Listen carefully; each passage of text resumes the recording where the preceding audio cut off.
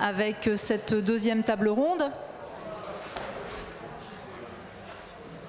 Alors qui va nous permettre d'explorer les enjeux de l'éducation aux médias, donc aujourd'hui, en 2018, qui est une discipline, alors on reviendra peut-être sur le terme, qui se structure et qui finalement infuse un petit peu dans tous les pans de la société. Alors bon, moi je m'appelle Corinne Vanméry, je suis la directrice des études ici de l'école de journalisme de Lille, et à mes côtés, pour mener cette discussion, nous allons pouvoir parler donc avec Serge Barbet, qui est le directeur du Clémy. Donc le Clémy, un acteur historique, on y reviendra aussi, de l'éducation aux médias. Delphine Roucaute, qui est journaliste au Monde, une ancienne de chez nous, voilà, c'est toujours un petit plaisir pour nous de le préciser, qui est journaliste au Monde et qui est vice-présidente d'une association qui s'appelle Entre les lignes et qui est aussi un acteur aujourd'hui reconnu de l'éducation aux médias. On en parlera un peu plus en détail. Et enfin, à mes côtés, Anne-Cécile Hiverna, qui est bibliothécaire, qui nous vient de Lyon et qui mène à la bibliothèque de Lyon également des actions d'éducation aux médias, donc auprès d'un public plus large que le public scolaire. Alors ce que je vous propose, c'est de laisser la parole à nos trois invités quelques minutes pour qu'ils puissent développer un petit peu leurs actions. Et ensuite, moi j'ai quelques questions que j'ai prévues, et puis vous pourrez aussi vous-même en poser dans la foulée. Voilà, je ne sais pas, on va commencer dans l'ordre qui était le premier, donc Serge Barbet. Honneur aux hommes, merci. Oui, alors quelqu'un m'a fait remarquer tout à l'heure qu'il manquait de parité jusqu'ici dans les tables rondes, et ce qui est amusant, c'est que c'est souvent quand il y a beaucoup de femmes qu'on trouve qui manquent de parité. Mais voilà, c'était juste une petite parenthèse. Merci de l'invitation, en tout cas l'ESJ. Extrêmement heureux de voir effectivement de très nombreux acteurs effectivement dans toutes les sphères de la société se mobiliser autour des enjeux d'éducation aux médias et à l'information. Juste un aparté, je crois qu'on n'a pas encore tout à fait mesuré l'impact des dérèglements de l'information sur les mouvements que traversent nos sociétés contemporaines. Il reviendra probablement aux spécialistes, aux historiens, aux universitaires, aux chercheurs de se pencher sur ces sujets-là. Moi, je me suis amusé un petit peu à aller dans des groupes Facebook de Gilets jaunes. Je peux vous dire que cette question du dérèglement de l'information saute au visage quand vous effectivement vous amusez à aller scruter un petit peu ce qui circule sur les réseaux sociaux. Ça, c'est un aparté. Le Centre pour l'éducation aux médias et à l'information est né en 1983. C'est un centre, un opérateur public sous tutelle de l'éducation nationale, chargé de la formation des enseignants, chargé de la production et bien souvent de la coproduction de ressources pédagogiques pour accompagner les enseignants dans leur mission d'éducation aux médias et à l'information. On aura peut-être l'occasion de détailler un petit peu comment cela se fait. Et puis ensuite, nous sommes dans la promotion, évidemment, et le développement des médias scolaires sur tout type de support. Et nous avons un certain nombre de dispositifs pour effectivement stimuler effectivement la production par les élèves de médias, avec par exemple un concours de médias scolaires qui s'appelle Mediatix, que nous avons lancé dans les académies mardi, et puis nous avons une semaine de la presse et des médias dans l'école qui existe depuis 30 ans. Nous faisons la 30e édition du 18 au 23 mars prochain. S'il y a des acteurs médiatiques, je les invite véritablement à s'inscrire dans cette démarche et effectivement à aller sur la plateforme dédiée pour cela. Ça touche aujourd'hui, ce dispositif de la semaine de la presse et des médias dans l'école touche 3 800 000 élèves, 220 000 enseignants mobilisés, à minima sur la semaine, puisque c'est une semaine, mais dans les pratiques, ça peut être quelque chose de plus étendu. Et donc c'est quelque chose de majeur, c'est-à-dire que dans les actions de sensibilisation menées par l'éducation nationale, c'est évidemment la plus attractive en termes de participants, la plus nombreuse. Et depuis 2015, et on dira après les attentats de janvier 2015, nous sentons effectivement une progression notable de nos dispositifs, avec des demandes exponentielles en fait, de conseils, de formation. Donc voilà pour la présentation un peu liminaire du Clémy. Il y a une donnée que je veux sans cesse rappeler. Nous parlons tous d'éducation aux médias et à l'information. Je donnerai 3 chiffres. 34 000 journalistes en France, c'est 870 000, on va dire, enseignants, 12,5 millions d'élèves. Les enseignants font l'éducation aux médias et à l'information. Nous avons besoin, et les enseignants ont besoin, effectivement, d'être accompagnés. Le rôle des acteurs médiatiques est majeur, pas que les acteurs médiatiques, mais le rôle des acteurs médiatiques est majeur, effectivement, pour nous accompagner à la fois dans la structuration de formation, de ressources, pour effectivement irriguer effectivement les actions que le CLEMI va pouvoir déployer au sein du système éducatif. Évidemment, tous les dispositifs existants qui impliquent des interventions de journalistes en milieu scolaire, que ce soit des résidences, que ce soit des interventions ponctuelles ou sur le plus ou moins long terme, sont évidemment les bienvenus. Nous sommes dans une ouverture la plus large possible et la mobilisation des acteurs de l'éducation à la citoyenneté la plus large possible.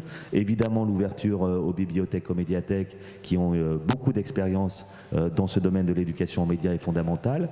Donc nous ne sommes pas dans un réflexe confiscatoire de cette éducation aux médias, bien au contraire, nous sommes dans la transversalité, dans la mobilisation de tous les acteurs. Je crois que ce qui s'est passé en France en 2015 a marqué un avant et un après. Je crois que cette mobilisation qui a germé après janvier 2015 et après l'attentat contre Charlie Hebdo est quelque chose qui est absolument fondamental. Et ce qui a été pensé à l'époque n'a pas été pensé en se disant que dans les 3 années, nous allions résoudre les difficultés et les enjeux qui avaient émergé à cette période-là. On a pensé que c'était l'affaire à minima d'une génération. Donc l'école a un rôle fondamental parce que l'école, c'est ce qui permet de toucher une génération d'âge. Alors c'est quelque chose d'extrêmement important, effectivement, que l'école puisse jouer ce rôle-là, même si elle ne peut seule résoudre toutes les problématiques. L'école a ses propres difficultés en termes de formation, enfin en termes de formation à la culture médiatique des enseignants, en termes de moyens également, en termes d'adéquation entre les dispositifs qui peuvent émerger et ceux qui sont concrètement appropriables par les enseignants et effectivement qu'on puisse véritablement mettre en œuvre dans les classes devant les élèves. N'oublions jamais la finalité de nos actions et de nos projets. Donc voilà, de façon un petit peu liminaire, la présentation du CLEMI, les enjeux du moment et peut-être tout ce que qu'on peut vous pouvez faire. Préciser, puisque vous avez justement l'antériorité, janvier 2015, qu'est-ce qui a changé pour le CLEMI? C'est-à-dire, est-ce qu'il y a des orientations différentes? Est-ce qu'il y a des moyens supplémentaires? Comment ça se passe à ce moment-là, puisque vous étiez vraiment l'acteur voilà. La chronologie de l'éducation aux médias se crée en France un CLEMI en 83 qui est né d'une volonté d'un certain nombre d'acteurs de l'université, de l'école, des journalistes, effectivement déjà à l'époque dans la société de l'information et de la communication, avec quelques chaînes de télévision, le développement de la sphère médiatique laisse penser qu'il faut effectivement aiguiser le regard critique des élèves, leur apprendre à mettre de la distance avec les contenus d'information. Ce constat, le postulat de départ aujourd'hui à l'ère des sociétés numériques évidemment, est démultiplié à l'infini, j'ai envie de dire. Ensuite, quelles sont les grandes étapes? C'est-à-dire qu'on est sur des actions de sensibilisation, comme la semaine de la presse et des médias dans l'école, qui vont être menées. On n'est pas encore dans le cœur des programmes. Ce qui va changer, c'est une loi de refondation de l'école de juillet 2013, qui va effectivement inclure dans ce qu'on appelle le socle de compétences, de connaissances et des cultures, en gros, ce que les élèves, avant les attentats, ce que les élèves doivent maîtriser au sortir de la scolarité obligatoire. Effectivement, ça inclut les compétences et les connaissances de l'éducation aux médias et à l'information, capacité à décrypter, à analyser, à décoder des textes, des contenus d'information, à identifier une information, à interroger, effectivement à se forger une opinion par soi-même. On est sur un apprentissage de la démocratie et de l'âge de la citoyenneté, puisqu'un élève qui va sortir de sa scolarité, à l'âge de 18 ans, va avoir une carte d'électeur. Et dans les initiateurs du CLEMI au tout départ, il y avait cette idée, est-ce qu'un élève doit maîtriser effectivement les enjeux d'une élection, par exemple?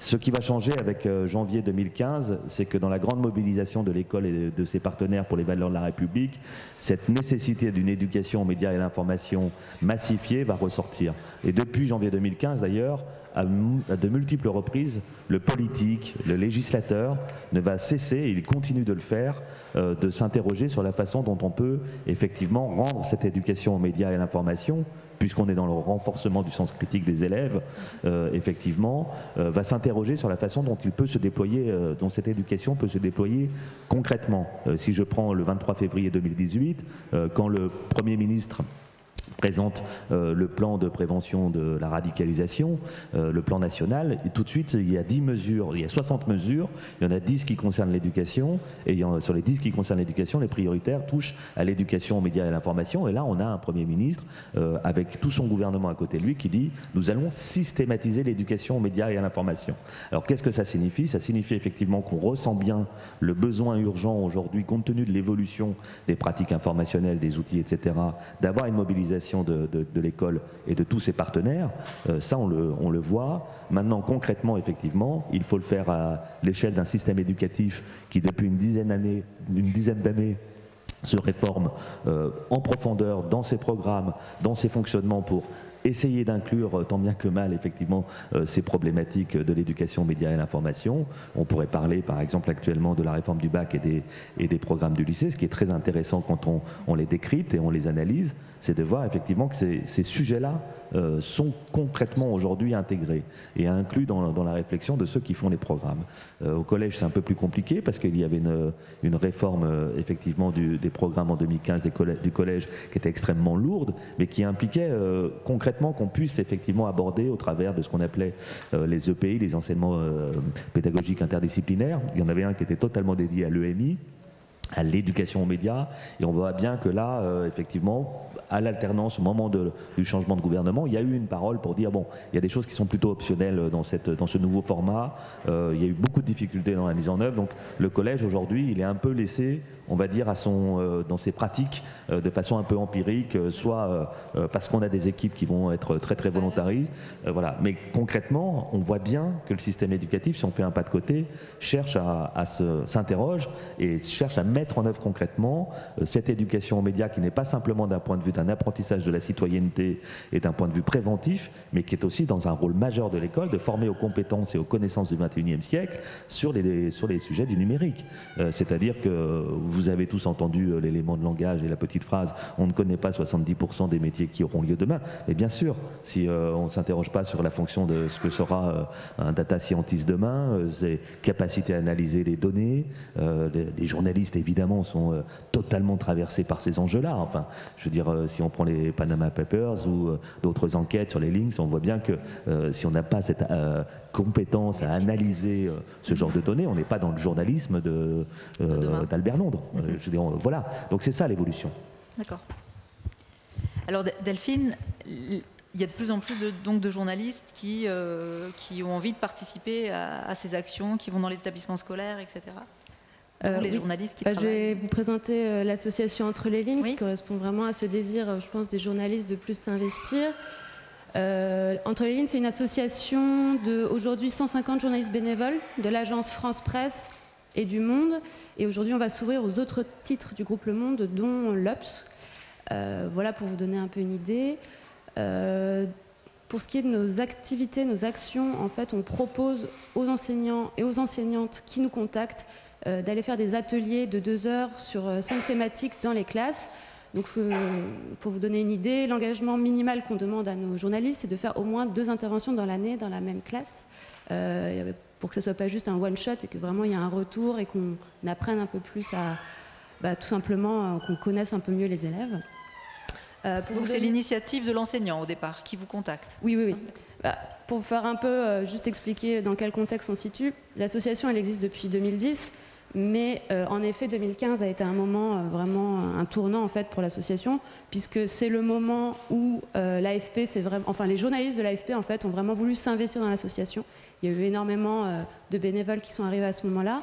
Et ce qui est amusant, c'est que c'est à ce moment-là aussi qu'au Monde, il a commencé à y avoir une réflexion sur l'éducation média, de se dire en fait, on ne peut pas aujourd'hui en tant que journaliste se contenter de faire notre métier et de s'adresser uniquement à nos lecteurs, parce qu'en tant que journaliste, c'est toujours que ce qu'on fera. On ne s'adresse qu'aux gens qui vont nous chercher, qui tombent sur nos articles par hasard, mais c'est nos lecteurs. Et de dire, il y a une responsabilité fondamentale du journaliste d'expliquer ses pratiques, d'expliquer ce que c'est une information, d'expliquer la bonne manière de s'informer. Il y a 1001 pratiques, mais comment, à partir de ces pratiques-là, arriver vers une information fiable. Et il y a eu ce désir-là, et d'ailleurs, 1 an après, c'est le moment où on signait le partenariat avec le ministère de l'Éducation et le Clémy. Voilà pour vous donner une idée. Donc oui, au départ, un enseignant souhaite faire intervenir un journaliste dans sa classe, voilà, donc il vous contacte, comment... Juste aussi, nous on s'est rendu compte qu'il y avait une très forte demande de la part des enseignants et des enseignantes. La preuve, c'est qu'avant même que Le Monde ne rejoigne l'association Entre les lignes, moi j'avais juste réussi à motiver une quarantaine de journalistes qui voulaient aller en classe, et j'avais tout simplement écrit un article en disant voilà, on est 40 journalistes disponibles, est-ce que ça vous intéresse qu'on vienne? J'ai reçu 300 mails en 2 mois sur ma boîte mail d'enseignants qui disaient oui, nous on est intéressés, venez, il y a une forte demande. Et là, on s'est rendu compte en fait de l'ampleur du phénomène et de la nécessité absolue de s'engager dans une structure qui donne un cadre. Et en fait, on a choisi le modèle associatif parce que ça nous permet de nous structurer en dehors aussi du média et des rédactions qu'on a, et de rendre un peu l'activité pérenne. Pour l'instant, on a 1 salarié, 2. On va bientôt avoir 1 salarié, 5. Et puis, au fur et à mesure, on grandit lentement parce qu'on essaye aussi de s'installer dans le paysage et de pas... Et quand un enseignant vous contacte, qu'est-ce qui s'est passé à un moment? C'est-à-dire, il y a eu une volonté, c'est un enseignant qui est convaincu par l'intérêt de ces réflexions, de cette discipline, ou est-ce qu'il y a eu un événement, il y a un moment, un besoin qui se fait sentir? Qu'est-ce qui finalement déclenche sa demande? Je ne peux pas vraiment parler à la place des enseignants, mais ce qui est intéressant, c'est de voir que c'est des enseignants et des enseignantes de toutes les disciplines qui nous contactent. Ça va pas être uniquement... Il y a beaucoup évidemment de professeurs documentalistes, puisque c'est un peu... c'est complètement le centre de leur activité, mais on va avoir des enseignants de français, de maths. Un des profs avec qui on travaille le plus, c'est un prof de maths à Vaux-en-Velin, qui fait ça depuis des années. Donc il y a vraiment tous les profils. Il y a les enseignants qui ont des classes médias, donc qui sont hyper engagés dans l'éducation aux médias et l'information, évidemment. Va y avoir des profs qui, par initiative personnelle, ont décidé de faire des cursus d'éducation aux médias avec leur classe tous les ans. Et il y a des profs qui, là, se disent en fait, je ne peux plus moi me permettre de ne pas agir aussi. Je vois qu'il y a vraiment... il y a des événements, et puis il y a des sollicitations de la part des élèves, où il y a des incompréhensions sur la manière dont leurs élèves s'informent et tout, et qui sont un peu en demande de comment vous pouvez nous aider. Moi, j'ai pas trop d'idées a priori, mais je veux bien que vous veniez faire des ateliers. Et alors concrètement, en quoi consistent ces ateliers? Ils sont variables, j'imagine, selon les niveaux? Alors on a développé 5 ateliers, parce qu'on voulait aussi permettre à n'importe quel journaliste qui a envie d'être bénévole, d'aller direct en classe sans forcément avoir une réflexion hyper poussée sur l'éducation aux médias.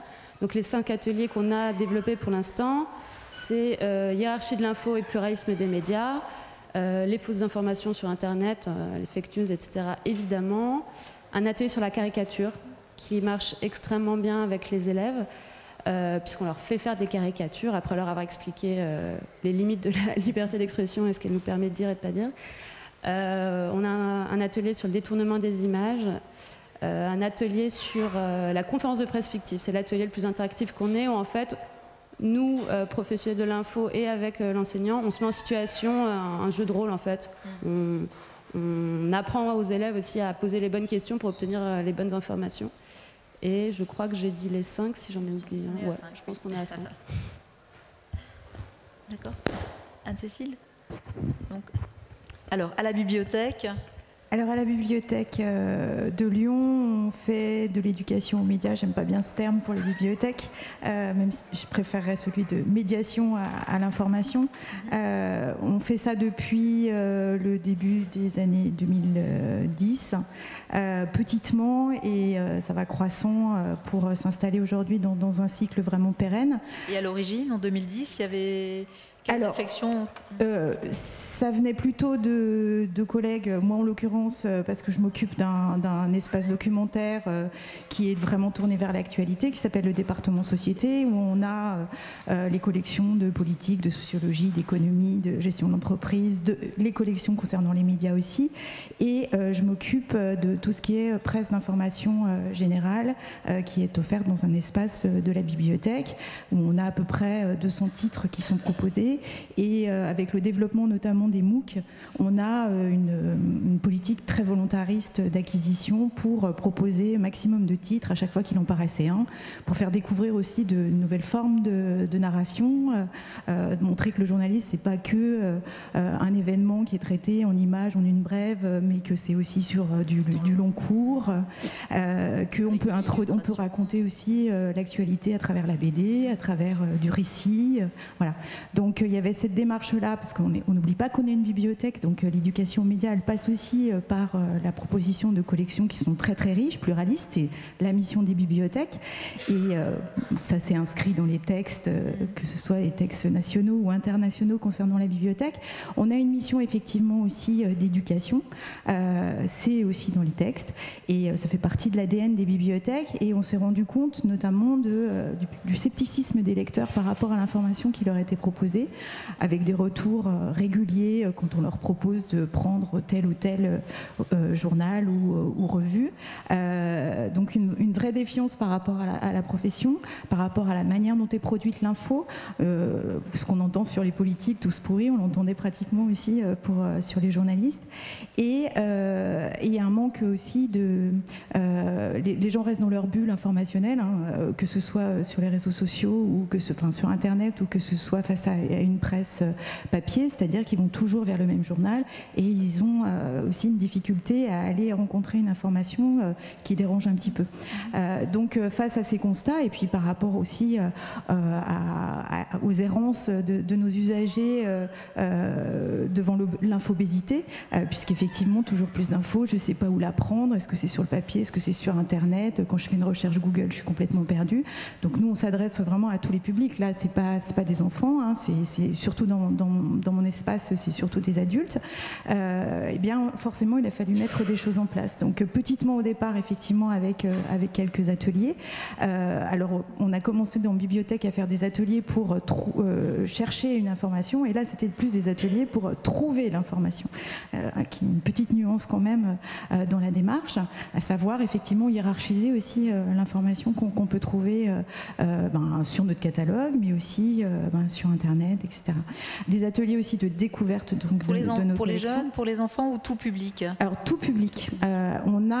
J'ai des collègues qui ont accueilli, parce que contactés effectivement par des enseignants, qui ont accueilli quelques classes, et alors ça s'est fait pour découvrir notamment la presse régionale, les collections de presse régionale à l'occasion de la semaine de la presse, où là il y avait des actions un peu plus précises qui étaient montées avec des enseignants, et sinon des collègues aussi des espaces numériques, donc des médiateurs numériques, qui là pour le coup aussi sont très souvent sollicités par des enseignants, qui ont commencé à monter des ateliers info intox, où je réalise une revue de presse, ou je légende une image, voilà, ce genre de choses.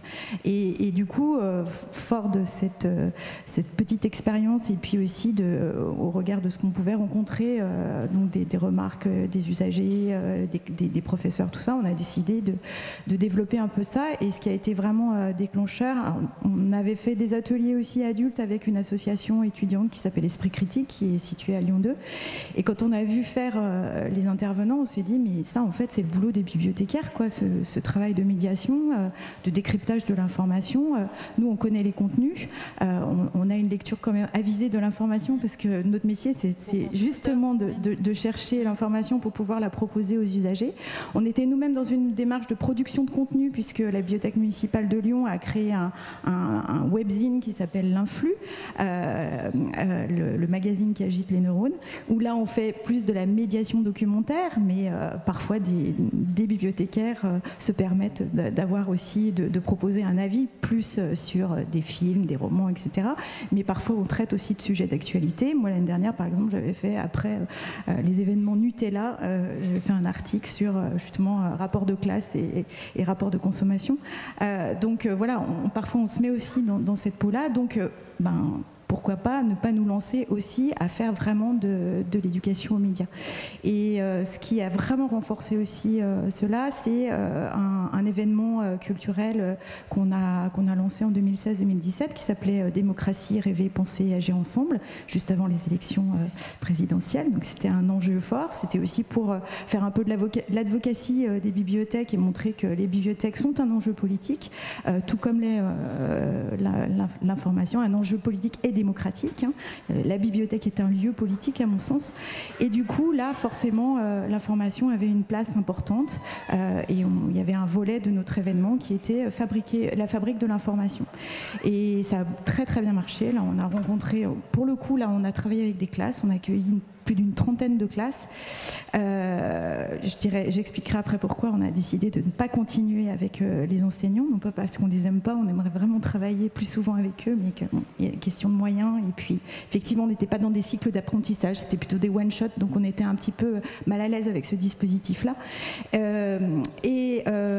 Du coup, j'ai perdu le fil.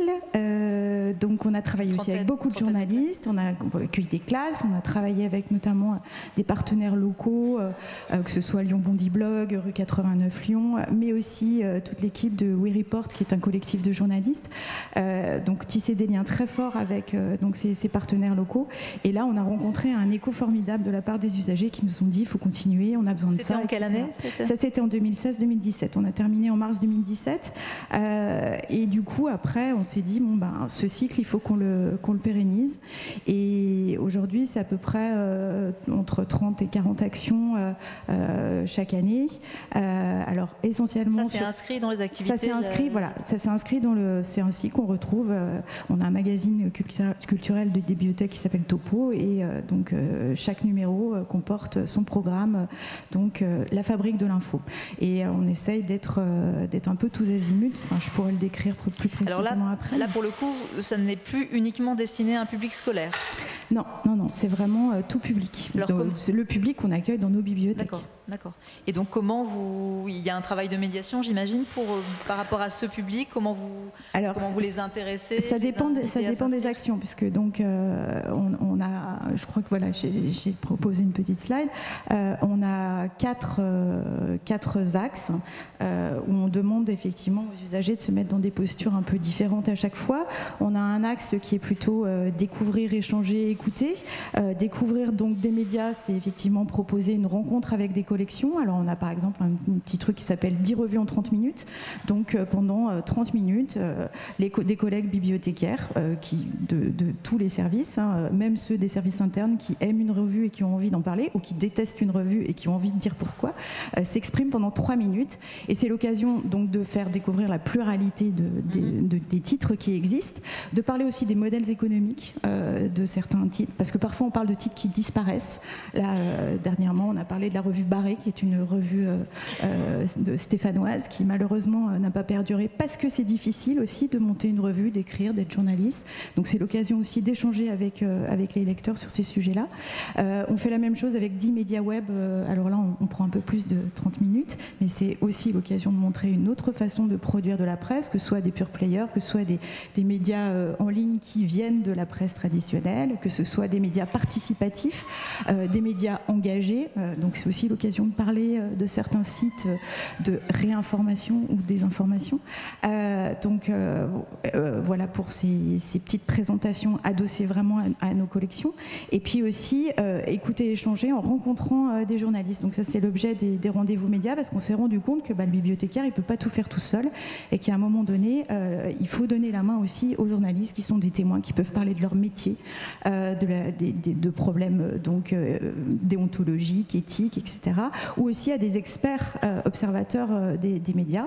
Donc on a fait venir un avocat qui parlait de la liberté d'expression, on a fait venir un sociologue qui parlait de la théorie du complot, on a fait venir aussi un informaticien qui a parlé des bulles informationnelles. Donc on essaye d'élargir le spectre et puis on essaye de faire rencontrer des journalistes aussi qui viennent de médias très différents, que ce soit de la radio. On a eu donc Bernard Zécry de Radio Nova l'année dernière au moment des Nuits Sonores. On a eu j'ai oublié son nom, Géraud Desjours, c'est son Isabelle je crois. On a eu aussi de la presse locale. Là demain, oui je crois que c'est demain, on a une rencontre avec une correspondante du Progrès. Donc on essaie vraiment de donner une image d'un large spectre. Et puis on a donc après un autre axe qui est plutôt un axe plus participatif, où là c'est des ateliers. Alors des ateliers de différents types. On a un atelier notamment qu'on fait très régulièrement qui s'appelle Première clé pour décrypter l'info. et donc qui est ouvert à qui veut bien. Et on donne vraiment là des outils pour décrypter l'info. On apporte aussi des connaissances voilà, en termes de comment aller chercher l'information, quels outils utiliser, la fameuse règle des 5 W, comment aussi remonter à la source d'une image, comment hiérarchiser l'info, en laissant au maximum les gens s'exprimer, parce qu'on s'est aperçu qu'il y avait ce réel besoin de parler de leurs pratiques aussi de consommation d'informations, des difficultés qu'ils rencontraient, de leurs doutes aussi, parfois aussi de faire part de leurs opinions, pour justement leur dire oui mais alors ça, est-ce que c'est juste un point de vue, par quoi il est étayé, dans leur manière aussi de s'exprimer sur un sujet qui est sensible, eh bien on peut faire le lien aussi après avec ce qui est dit dans la presse. Alors ce public, c'est le public qui fréquente la bibliothèque. C'est le public qui fréquente la bibliothèque. Alors ce qui est très très curieux, c'est que on a mené un atelier de ce type-là la semaine dernière, c'est que en fait il y a des gens très avertis qui viennent à ces ateliers-là, même des étudiants en journalisme, donc parfois, alors que c'est bien marqué première clé, c'est vraiment les premiers outils, comme si en fait la bibliothèque c'était un peu un lieu de validation et de légitimation d'un savoir, parce que nous on a des sources qui sont soi-disant validées, même si on essaye d'être très très très ouvert, et vous seriez parfois étonnés de voir les titres de presse qu'on peut proposer dans nos bibliothèques, parce que justement on essaye aujourd'hui, voilà, il y a une presse qui est totalement décomplexée sur certains sujets, il faut aussi la proposer pour que les gens puissent justement comparer, et on a en même temps des gens qui sont complètement perdus, on a des personnes âgées qui essayent de se mettre à l'information sur internet, et qui du coup alors parce que la fracture numérique existe, vraiment encore de manière marquée, et puis on a parfois aussi des jeunes, un peu moins souvent, mais plus souvent des étudiants. Voilà, c'est très très très varié comme public. Le public qui vient dans nos bibliothèques. Et comme effectivement les 15-35 sont un peu moins présents dans les bibliothèques, c'est un peu notre... Et donc là, c'est plus un axe de développement que vous souhaiteriez. Alors, ce public-là, il faudrait pouvoir le toucher. C'est aussi l'objet un peu des 10 revues en 30 minutes. On fait la même chose, par exemple, avec une image de presse en 30 minutes pour essayer de montrer comment une image devient une icône. On a fait ça notamment avec la rescapée de Fukushima. On va faire ça la semaine prochaine avec le point levé des Jeux de Mexico, pour montrer comment une image elle parcourt l'histoire. Elle devient ensuite utilisée par la mode, par les arts, etc. Et ça permet de toucher effectivement un public un peu différent. Les rendez-vous médias sont sur un temps de midi, donc pendant la pause de déjeuner, dans un espace passant de la bibliothèque. De plus en plus, on essaye de faire ça dans des lieux très passants, très ouverts, pour que ce ne soit pas justement caché, et que des gens, ils ont le choix de rester 10 minutes, 30 minutes, comme ils veulent, de poser une question, de faire en sorte que ce soit très participatif. Et on voit effectivement que ces rendez-vous ont un public qui se rajeunit. Voilà. Et alors sinon, développer avec des enseignants, ça on le souhaite. Alors très récemment, le ministère de la Culture a lancé une politique aussi très volontariste pour développer l'éducation aux médias en bibliothèque, avec des moyens qui sont parfois pas toujours ceux qu'on attend. Là notamment, c'est le déploiement de services civiques, mais qu'on va devoir, nous, bibliothécaires, former, alors que nous-mêmes, nous manquons de formation. C'est pour ça qu'on aimerait bien aussi être formés en même temps que les enseignants et bénéficier. On va vous passer la parole pour justement ce qui concerne la formation, peut-être. Alors, là-dessus, il y a des complémentarités effectivement évidentes entre éducation et culture. Effectivement, il y avait l'ancienne ministre de la Culture a pris des mesures budgétaires pour doubler le budget du ministère de la Culture, et j'insiste là-dessus, c'est pas le budget de l'éducation aux médias dans son ensemble, parce que effectivement l'éducation aux médias c'est un spectre beaucoup plus large d'acteurs, notamment l'éducation nationale, et donc effectivement pour passer de 3 à 6 millions d'euros, effectivement le budget alloué du ministère de la Culture aux acteurs de l'éducation aux médias et à l'information. Alors quels acteurs? Évidemment en priorité les acteurs associatifs, et pour le coup effectivement il y a un certain nombre d'associations qui ont bénéficié de cet effort conséquent à l'échelle du ministère de la Culture, et puis ça c'est quelque chose d'extrêmement important. Alors sur la formation, moi je veux rappeler effectivement ce que je disais tout à l'heure, les enjeux on va dire à l'échelle de à la bonne dimension, c'est-à-dire des 12,5 millions d'élèves de l'école, d'essayer d'avoir une action structurante de grande échelle. Et donc le Clémy, on a une équipe de permanents de 20 personnes à Paris, et nous avons un réseau académique avec des coordonnateurs. Je salue ma collègue de l'Académie de Lille qui est ici, et qui eux-mêmes sont en réseau avec les acteurs de l'éducation, médias et l'information de l'école. Ça, c'est extrêmement important, parce que comment on touche effectivement et comment on arrive à déployer à l'échelle des territoires une politique éducative digne de ce nom en matière d'éducation, médias et l'information, ça passe par ce réseau. Et ensuite, effectivement, l'enjeu de la formation, alors il touche les documentalistes et les bibliothécaires, il touche les enseignants. Effectivement, vous me demandiez tout à l'heure qu'est-ce qui avait changé en janvier 2015. Parmi les décisions qui ont été prises à l'époque, c'est un grand plan de formation, effectivement, sur cette thématique. Donc nous, dans le système éducatif, ça passe par des plans académiques de formation. Je ne veux pas entrer dans un jargon trop pénible pour les gens qui sont extérieurs à l'éducation nationale, mais typiquement, effectivement, ces enjeux d'éducation aux médias sont entrés effectivement dans ces plans. Et quand je dis que nous sommes dans une logique d'association, je vais prendre un exemple parce que j'ai Delphine à mes côtés. Delphine, moi j'ai beaucoup suivi effectivement le travail de l'association Entre les lignes.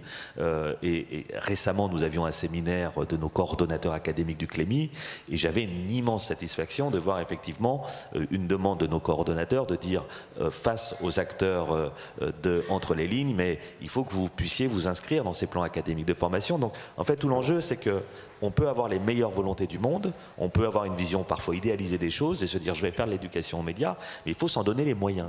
Et pour faire la jonction entre effectivement des équipes d'acteurs associatifs venant du monde des médias, venant d'autres horizons, avec des acteurs des réseaux de lecture publique par exemple, comment on fait en sorte de travailler ensemble et que ça se concrétise par de la formation à des enseignants, que ça se concrétise par des ateliers qu'on peut mener en établissement scolaire face à ces élèves, face à des élèves de façon pérenne sur un calendrier donné, avec un modèle derrière, c'est-à-dire quelle économie effectivement on déploie pour que les choses puissent se faire concrètement. Combien de gens sont venus nous voir, Emmanuel Davier à France Inter disait tout à l'heure, après les attentats, on a eu une multitude de propositions citoyennes, effectivement, et donc on a essayé de structurer un peu les choses à l'échelle de l'éducation nationale. Enfin, on n'a pas idée de ce qui s'est passé en termes de propositions. On a eu tout un tas d'acteurs qui sont venus en disant on va vous épauler, on va épauler les enseignants, on va structurer des formations, des ressources. Finalement, quelques années après, il y a deux choses à retenir. La première, c'est que cette mobilisation citoyenne exceptionnelle à l'ombre des attentats, effectivement, a produit quelque chose qui est très regardé et qui a été très regardé jusqu'à ces derniers temps à l'étranger. Je donnerai une illustration, c'est que par exemple, je parlais de la semaine de la presse et des médias dans l'école que nous allons organiser au mois de mars. Le thème, c'est sur l'information sans frontières, avec un point d'interrogation et frontières au pluriel, parce que ça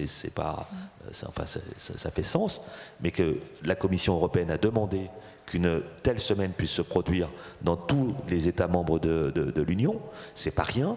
Ils se sont calqués pour cela sur les dates de ce que nous faisons en France, et que nous avons des demandes non seulement et des propositions non seulement au niveau des acteurs de la citoyenneté au niveau national, mais que nous sommes aujourd'hui engagés sur ces sujets à l'échelon international de façon extrêmement forte.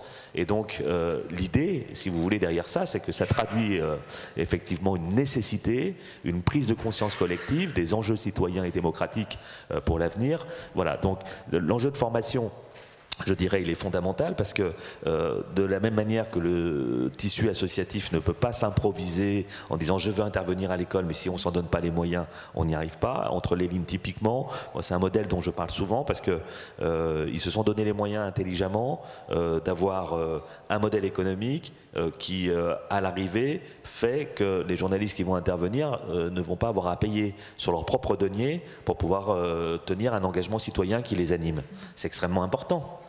C'est-à-dire qu'à un moment donné, comment je peux intervenir en plus de tout ce que je fais déjà dans des métiers qui sont parfois très précarisés. Parce que sinon on le fait une fois, deux fois. Et voilà, et si on veut pouvoir le faire de façon... voilà, donc pour les enseignants, je dirais que tout ce qu'on fait en termes de formation au niveau du Clémy, on fait de la formation de concrètement, formateurs. Un enseignant qui souhaite s'engager, comment ça se passe concrètement? Pour les enseignants, il faut qu'ils puissent disposer à la fois de la formation, à la fois des ressources et de l'accompagnement. Donc ça, c'est le rôle du CLEMI avec ses partenaires. Donc ça veut dire que nous, on va les former, on va recevoir des enseignants, par exemple à Paris dans des stages d'intégration, on va pouvoir leur faire visiter des rédactions, tout simplement. Hein, on va leur faire organiser des échanges, effectivement, avec des journalistes, comme on a pu le faire avec Le Monde, avec tous les médias avec lesquels nous travaillons. Donc c'est toutes disciplines confondues. Hein, alors toutes disciplines, parce que l'éducation aux médias, effectivement, elle traverse toutes les disciplines, elle a été conçue historiquement comme cela. Il y a les professeurs documentalistes, comme il a été rappelé, qui ont un rôle effectivement central, mais aujourd'hui cette éducation aux médias, depuis toujours, elle est conçue comme transverse. Et on va dire que l'évolution effectivement des enjeux de l'éducation aux médias ne dément pas la pertinence d'un tel modèle transversal. C'est-à-dire qu'aujourd'hui, quand vous voyez... à un moment de se dire, tiens, ça va être une discipline à part entière. Alors cette interrogation, elle est toujours... elle existe depuis, effectivement, qu'il y a une réflexion autour de l'éducation aux médias et à l'information. Et quand je dis que les évolutions ne me remettent pas fondamentalement en cause, effectivement, le modèle français, qui est un modèle pluridisciplinaire, pourquoi? Parce qu'on est souvent sur des pédagogies, sur des projets pédagogiques qui mettent en production les élèves, ce que nous faisons avec les élèves, et ça c'est fondamental, c'est-à-dire que nous ne les mettons pas devant un écran pour qu'ils assistent à un cours sur écran, on les met en production. Et effectivement ces pédagogies très actives, d'abord ont des bénéfices évidemment majeurs. On disait tout à l'heure sur un dispositif comme Interclasse, effectivement, que ça pouvait participer du raccrochage ou de la progression des élèves dans leurs résultats, et ça c'est très concret. L'éducation aux médias et à l'information met en jeu des compétences qui non seulement sont complémentaires des disciplines fondamentales, quand on est effectivement sur de l'écriture, sur de la lecture, mais qu'on est également sur de l'oralité, sur une ouverture effectivement à des interlocuteurs autres. Il y a des programmes absolument magnifiques que l'on fait par exemple dans le Grand Est, où pendant une semaine, 2000 lycéens vont produire un quotidien, ils vont travailler sur l'image, ils vont travailler effectivement sur la clarté du propos dans une interview, enfin ils vont acquérir un certain nombre comme ça d'agilité, de compétences qui sont absolument essentielles. Je disais qu'on en retrouvait un certain nombre dans la réforme du bac, la question de l'oral au bac, de cette discipline, de cette épreuve pardon, à l'oral, elle est fondamentale et elle va mettre en exergue effectivement ces compétences d'oralité qui sont extrêmement importantes. Alors on est effectivement sur ces enjeux-là. Vous pouvez peut-être rappeler dans les programmes pour un élève, à quel moment l'éducation aux médias intervient au collège, au lycée? Au collège et au lycée, je l'ai dit tout à l'heure, ça peut intervenir effectivement soit dans le cadre des EPI, ça peut devenir dans le cadre des enseignements, dans l'enseignement moral et civique, dont les programmes ont été là aussi rénovés. Et puis dans le lycée, effectivement, on est en plein dans l'établissement des nouveaux programmes. Donc effectivement, ça interviendra au travers à la fois du volet enseignement scientifique numérique et à la fois sur le volet humanité numérique, c'est-à-dire comment on a un aspect technique et un aspect citoyen. Et comment des fois les élèves sont concernés. On ne peut pas imaginer aujourd'hui qu'un élève... Pour le coup, dans les futurs programmes, tous les élèves seront concernés de façon obligatoire. C'est-à-dire qu'on est passé d'une action de sensibilisation, historiquement, à quelque chose qui est de l'ordre qui est inscrit dans les textes des programmes et donc de l'ordre de l'obligatoire. Et ce qui était déjà dans la réforme de 2013. Donc ce que je disais tout à l'heure, comment l'école s'organise, nous au CLEMI, notre but, notre fonction, c'est d'être vraiment une plateforme qui va permettre effectivement d'agréger, de mobiliser et de faire bénéficier aux enseignants effectivement de façon concrète à la fois de cette culture médiatique, de formation, de faire en sorte que des acteurs engagés à nos côtés puissent intervenir, mais concrètement dans les plans de formation des enseignants et pas dans quelque chose qui se passerait ailleurs qu'à l'école, parce qu'on voit que là on ne peut pas contrôler en gros la qualité et la quantité de ce qui va être fait. De la même manière pour les ressources pédagogiques, on peut avoir tout un tas de ressources, mais il faut prendre conscience d'abord de la réalité des enseignants, de leur travail au quotidien. Ont-ils le temps effectivement de se former à l'appropriation de ces ressources? Est-ce qu'on a, nous, véritablement le temps effectivement donc de les accompagner dans cette appropriation? Est-ce que ces ressources répondent concrètement à la réalité aujourd'hui du milieu scolaire? Par exemple, on peut tout à fait avoir à un moment donné des ressources ou des exercices, des pratiques pédagogiques, des ateliers où on va avoir des élèves en face de nous qui auront des difficultés de compréhension des modules qui auront été faits à partir de textes qui pour eux seront insaisissables. Cette réalité-là, il faut l'avoir en tête, c'est-à-dire qu'on ne peut pas plaquer des pratiques qui ne correspondent pas à la réalité de l'école. Donc vraiment, nous on conçoit par exemple des ressources pédagogiques, tout est en ligne et en accès libre sur le site clemi.fr, donc si ça vous intéresse, je vous invite à les regarder, mais on part d'ateliers et de ressources qu'on conçoit dans des ateliers qui sont faits en classe, c'est-à-dire que c'est des enseignants du Clémy qui effectivement mènent des ateliers d'éducation aux médias auprès des élèves pour leur apprendre par exemple à partir d'images réelles, de contenus réels émanant d'internet, des réseaux sociaux par exemple, pour leur montrer comment on vérifie, effectivement, comme vous l'avez évoqué, madame, tout à l'heure, hein, apprendre à authentifier la fiabilité d'une information, quelle est la source, à propos d'un site internet, qu'est-ce qu'on peut découvrir, etc., comment on confronte tout ça. Et donc ces ressources sont extrêmement pertinentes parce qu'elles sont fabriquées avec les enseignants également, et le but, c'est que véritablement, il y a un accompagnement pratico-pratique, c'est-à-dire derrière cette ressource, comment je l'utilise, comment je peux la décliner dans un temps de cours de 50 à 55 minutes, avec quel séquençage, sur combien d'heures. Voilà, les enseignants, aujourd'hui, on leur demande énormément. Si vous voulez, il faut se mettre à leur place, où à un moment donné, il y a un empilement, effectivement, de sollicitations, et c'est aussi ce qu'a marqué, je dirais, janvier 2015. C'est qu'à un moment donné, la société dans son ensemble s'est tournée vers son école, a interrogé son école. Cette aspiration et cette demande, elle était très légitime. Mais attention, chacun son rôle, et avec les moyens définis. Et puis avec toutes les problématiques, ensuite, que l'école ne peut pas être fermée aux enjeux de société, mais elle ne doit pas être une chambre de résonance permanente devant répondre dans l'immédiateté aux projets et aux sujets qui se posent dans la société. Donc ça, c'est quelque chose qui mérite effectivement d'avoir une action structurée sur du temps long. Les choses progressent. Moi, je ne suis pas défaitiste, hein, même si je suis très inquiet de l'état des choses, mais je ne suis pas à l'échelle de la société, mais je ne suis pas défaitiste dans le sens où on voit bien que notre système scolaire tend à répondre à ces sujets-là, s'organise pour le faire, qu'il y a une mobilisation énorme, et on le voit aujourd'hui. Enfin, je veux dire concrètement, bon, moi, mon rôle, j'entends, il y a un accord entre un conseil régional des Hauts-de-France, avec des acteurs aussi importants que l'ESJ, par exemple, sur l'éducation aux médias. Moi, je vais travailler avec vous pour dire, en gros, concrètement, comment ça va s'organiser? Est-ce qu'on peut faire en sorte que ça donne lieu à des espaces de médiation, d'intermédiation, de rencontres avec nos enseignants, avec le Clémy, avec des opérateurs comme Canopé, par exemple, qui ont des ateliers et des espaces sur les territoires pour qu'on puisse organiser des choses et qu'on soit au service des enseignants pour la réussite des élèves. Enfin, je veux dire, moi, mon objectif et ma mission, elle n'est que là. Alors Delphine, peut-être la question de l'implication des journalistes, parce que tu as beaucoup, j'imagine tu discutes beaucoup avec tes collègues, avec les journalistes d'autres rédactions. Qu'est-ce qui motive en fait les journalistes?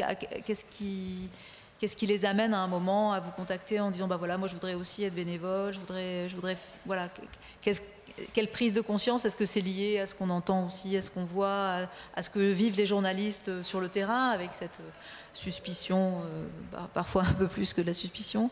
Est-ce que c'est ça qui peut déclencher éventuellement un engagement ou une prise de conscience plus collective de la profession? Clairement, au niveau individuel, en tant que journaliste, on est tous confrontés, qu'on soit en reportage ou même dans les commentaires, dans la manière dont on nous interpelle, ne serait-ce que sur Twitter ou dans les commentaires sous les articles ou directement sur nos mails. On se rend bien compte qu'il y a beaucoup de questions sur la manière dont on fait notre travail, la manière aussi, ce qu'on va choisir de mettre en avant, ce qu'on va choisir ce dont on ne va pas parler, etc. Et il y a vraiment beaucoup de questions sur les formes journalistiques et sur nos pratiques. Et il y a une réflexion. Moi, je la vois au Monde, mais je pense qu'elle est partagée par tous les journalistes sur comment nous rendre transparent notre travail et comment le rendre accessible.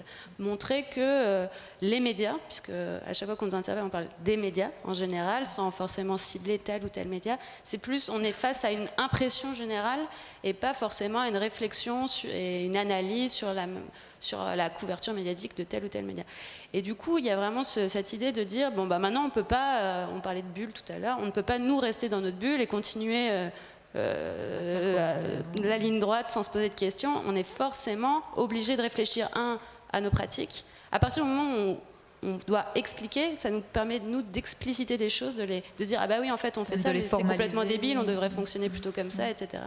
Donc il y a cette réflexion-là de base qu'on mène au quotidien et qui, je pense, mène nécessairement à cette idée de dire, en fait, ça passe par l'éducation aux médias et de s'adresser. Moi, j'aurais adoré, en tant qu'élève, par exemple, avoir des cours pour dire, voilà, comment, enfin, toi, tes pratiques, c'est ça. Donc à l'époque, c'était la radio, c'était pas encore Facebook, mais d'ailleurs ça ne l'est plus. Hein. Facebook, c'est plus à la mode depuis 3 ans au collège.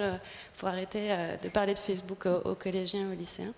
Mais de juste m'expliquer en fait et me donner l'envie de m'informer en fait. Souvent on n'a pas l'envie. Moi quand j'étais au secondaire, mais je pense que c'est partagé par beaucoup de gens. Et nous, l'enjeu, les enjeux en tant que journaliste aujourd'hui, c'est évidemment de participer à... Enfin, nous, on a envie de donner, de faire des citoyens éclairés. Donc c'est un peu prétentieux de dire ça comme ça, mais de dire, en fait, on veut accompagner ce travail des enseignants Parce que comment on devient citoyen éclairé? C'est en s'informant et en s'informant avec des infos fiables. Après, nous, on ne va pas contrôler l'opinion qu'ils sont et c'est absolument pas notre travail, mais juste à un moment de dire il faut qu'on accompagne les élèves à se construire une opinion éclairée. Donc, comment arriver à aller récupérer des briques d'informations qui vont, eux, les construire intellectuellement et leur permettre de faire des choix sociétaux. C'est en ce sens-là que moi, je pense l'éducation média, c'est quelque chose de très politique. Pas politicien, mais juste c'est quoi notre place, nous, dans la cité, et de se dire comment je fais pour comprendre ce qui m'entoure. Et l'éducation média, c'est un des facteurs qui permet, je pense, d'accéder à ça. Et tu parles des journalistes, enfin c'est d'ailleurs la question que je te posais, des journalistes en termes de démarche individuelle, mais est-ce que les structures, est-ce que les médias, donc les directions, enfin est-ce qu'il y a aussi cette prise de conscience-là, des moyens donnés, des réflexions qui sont plus des réflexions de groupe ou de rédaction? La preuve, parce qu'il y a de plus en plus de dispositifs qui se créent dans les différents médias. On parle d'interclasse. Il y a la conférence juste avant, donc différents médias qui s'adressent aux jeunes, aux ados. Enfin, on voit qu'il y a une vraie réflexion qui se fait. Après, il y a différents choix, il y a différents modèles économiques qui se font. Il y a les rédactions qui vont dire on va créer un poste et permettre vraiment le développement d'un programme en interne et on va mettre les moyens pour le faire. Voilà. Après, au Monde, à l'AFP, il y a eu ce choix de dire ça reste quelque chose de bénévole qui est soutenu évidemment par les rédactions puisque les interventions se font sur le temps de travail. C'est bête à dire, mais c'est énorme pour les journalistes parce que c'est un gros investissement. Et de dire... sur le temps de travail pour les journalistes et en étant défrayés, c'est-à-dire que... Par l'association. Par l'association. Donc au Monde, par exemple, et à l'AFP, on met à disposition les moyens, c'est-à-dire le matériel informatique, les voitures de fonction pour l'AFP, etc. Au Monde, on met à disposition un jour de temps de travail, voilà. Et après, le reste, c'est évidemment l'association. C'est pour ça qu'il a été important de se structurer comme ça, parce qu'on va récupérer, nous, notre travail, comme toute association, c'est aussi d'aller récupérer des subventions pour faire vivre... Alors, qui fait vivre l'association? Quels sont les financeurs de l'association? Nos financeurs. On est financé par la Fondation de France, par le Fonds du 11 janvier, par le ministère de l'Éducation, par le ministère de la Culture évidemment aussi. Il y a aussi une fondation privée qui s'appelle la Fondation Valentin Ribé. Enfin, c'est ce genre d'interlocuteur très classique pour une association. Et aussi, évidemment, on demande aux établissements une participation au défraiement de transport. Donc l'intervention en elle-même est gratuite, mais on a un forfait où en fait pour chaque atelier, on va demander 50 € à l'établissement. Et quel que soit son positionnement géographique, pour qu'il n'y ait pas de discrimination. Si vous habitez en banlieue parisienne, mettons, la plupart des journalistes du Monde travaillent à Paris, donc ça ne nous coûte rien d'aller en banlieue. Par contre, ça va nous coûter très cher d'aller, mettons, à Toulouse. Donc on a décidé que ça serait le même forfait pour tout le monde pour qu'il n'y ait pas de discrimination. Et donc il y a des journalistes dans l'association sur tout le territoire, ou bien c'est concentré assez concentré à Paris? Le fait d'avoir des journalistes de l'AFP nous aide énormément puisqu'il y a des bureaux régionaux un peu partout en France. Donc là, ça nous permet de rayonner de manière beaucoup plus aisée sur le territoire. Bon, le gros des effectifs, c'est à Paris. Après, beaucoup de journalistes veulent justement ne pas rester à Paris et aller en région et juste sortir un peu aussi de ce qu'on connaît. Et il y a un vrai appétit de la part des journalistes. Enfin, les retours des bénévoles sont absolument géniaux. Ils sont tous là. Ah, mais c'était super, je suis enfin allée au contact d'une classe. La plupart n'ont jamais été chassés à des élèves. Je ne sais pas si c'est vraiment rassurant. Mais bon. Non, mais on est rarement en situation d'être enseignant quand on n'est pas prof. Enfin, non, mais je veux dire, le fait de dire je vais au contact, je sors de Paris, etc.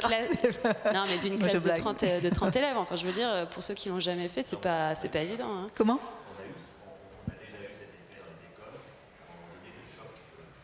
Oui. Parisien, qui était un petit peu. C'est déjà arrivé en général, ça se passe très pas les journalistes d'entre les lignes, ni les journalistes du Monde, mais oui, non, mais bien sûr. Bien sûr. Oui, mais au contraire, souvent, enfin, on a des retours après des enseignants qui sont là. Ah, mais en fait, les élèves étaient ravis de voir d'avoir face à eux un ou une professionnelle qui avait fait le chemin. Et ça, enfin, souvent, pour les enseignants qui sont dans des établissements qui sont assez éloignés des centres urbains et tout, ils nous disent c'est hyper important pour nous que vous veniez parce qu'il y a cet isolement culturel de base.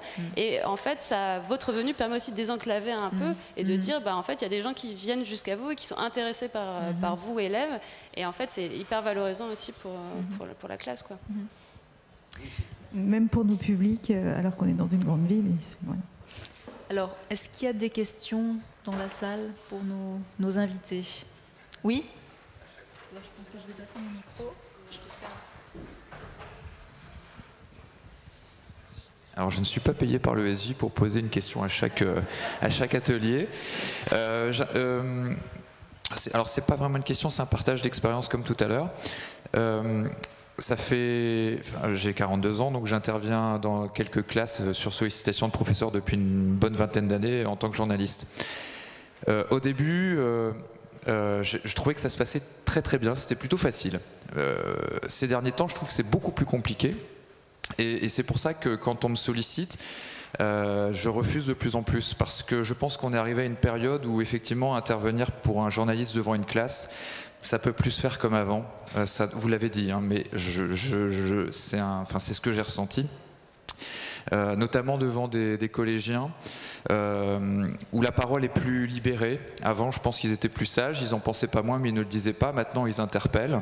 Et donc, je pense que les journalistes doivent absolument être formés à ce genre d'intervention. On n'est pas professeur, mais je pense qu'on doit être sensibilisé à la pédagogie, comprendre qu'on ne doit pas mettre son ego dans la balance quand un adolescent vous interpelle directement. Surtout que cet adolescent, la plupart du temps, il vous répond sur un sujet.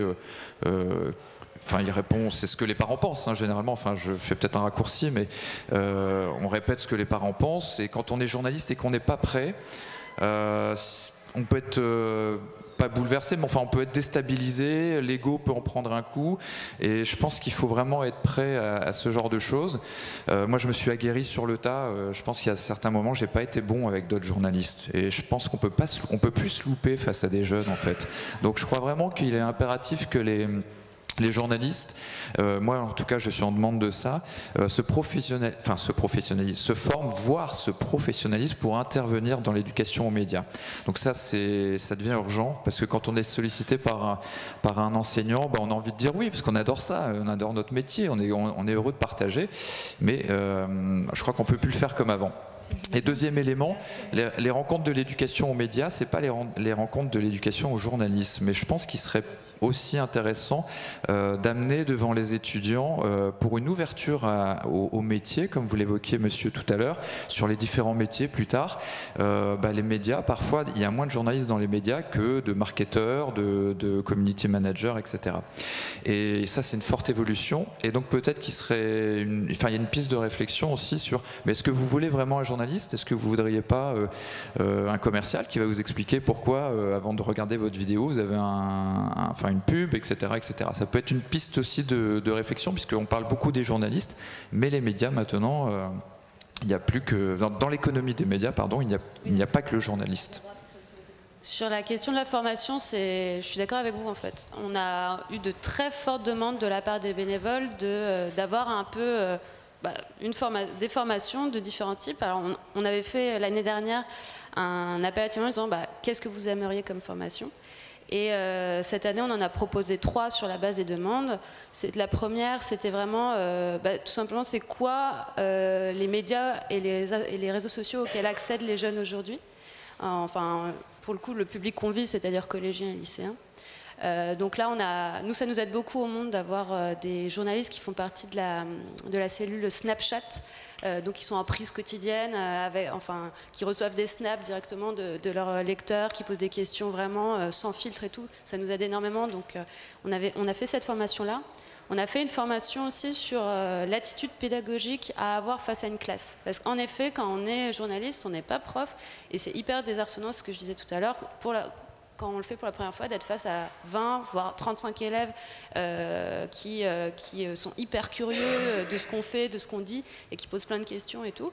Donc ça, c'est fondamental, je pense, au moins se poser ces questions-là. C'est quoi, moi, mon attitude en tant qu'intervenant extérieur ? C'était juste avant nous, il y avait quelque chose d'intéressant aussi, je ne sais plus qui a dit ça, c'est génial aussi d'être intervenant extérieur, on n'est pas prof, donc on se permet aussi une parole qui est différente. Moi je me permets un langage beaucoup plus relâché, on va dire, que si j'étais professeur, parce qu'aussi ça me permet d'être plus proche des élèves, je pense, sans dire mal parler évidemment, mais en employant aussi leurs mots. On a fait ça. On a fait aussi, ça a été une très forte demande, sur comment réagir au discours complotiste, au discours conspirationniste.